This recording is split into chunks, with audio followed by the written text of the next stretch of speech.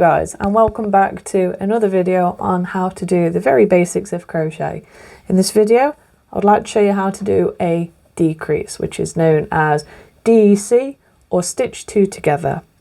So I'm going to take my trusty hook and my ball of wool, and I've already worked up a very quick square, if you would call it that, just to show you how to do this stitch. So there's two ways of doing this. There's the standard decrease and the invisible decrease. So we'll start with the standard.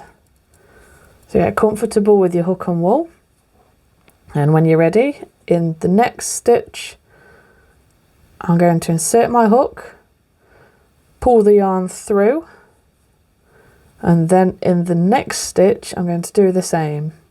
So I'll have 3 loops on my hook. Next I'm going to go around the back and grab that yarn and pull that strand through all 3, like so.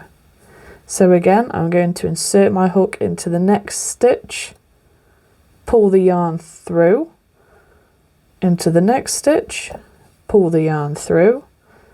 So I've got 3 loops on my hook, go around the back, grab that yarn and pull it through all 3 loops. So this way of doing a decrease is fantastic if you're making amigurumis, which is crochet teddies, as it gives it that little bit more stability with having the middle stitch included in this decrease. So it just makes it that little bit firmer. So now I'll show you how to do the invisible decrease, and this one is incredibly simple. You essentially just miss a stitch. So to do an invisible decrease, I'm going to skip this next stitch and work into the one next to it.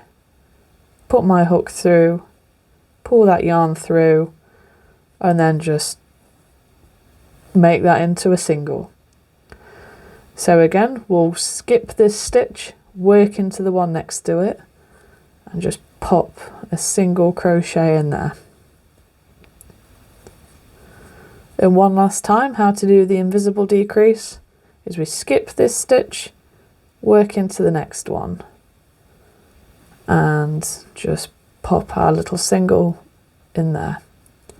So this method is used mainly if you're using multiple colours. It is an invisible decrease, so you won't be able to see it so well.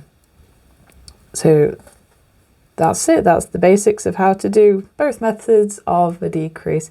I really hope this video has helped you, and I hope to see you in the next one. Thanks so much for watching. See you next time.